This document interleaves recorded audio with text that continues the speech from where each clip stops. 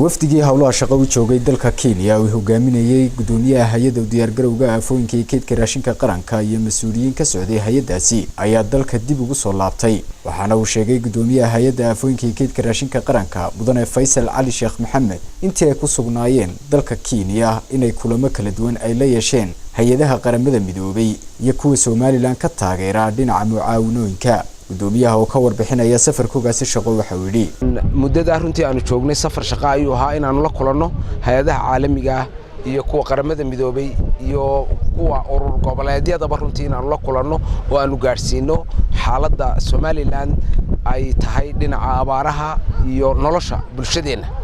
marka runtii safarkaasi waxaanu kulanno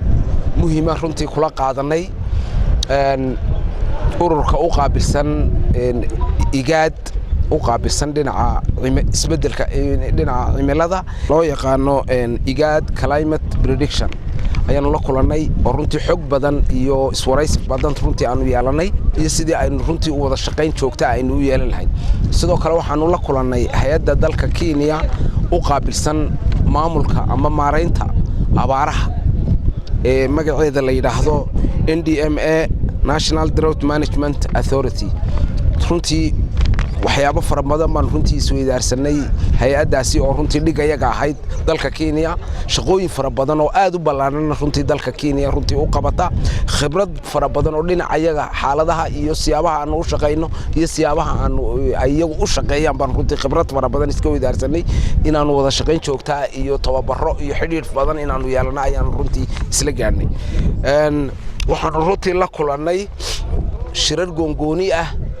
aanu la yeelanay hay'adaha qaramada midoobay ee ku sugan dalka Kenya oo ay ka mid tahay hay'adda WFP oo aanu wakiilkeeda Soomaaliya iyo Somaliland runtii aanu kulan dheer la qaadanay hay'addaas runtii wada shaqeyn leenahay hay'adda OCHA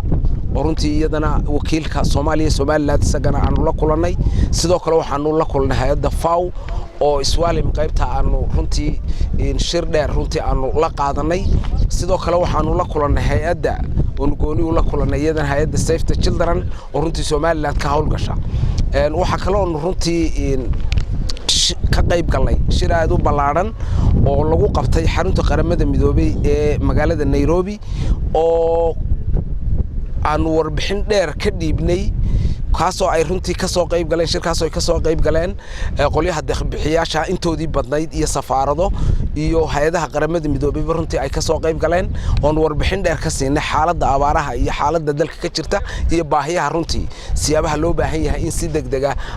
wax looga qabto si wanaagsan bay runtii ay u fahmeen su'aalo badan bay naga weydiiyeen wax badanna runtii waa uga jawaabnay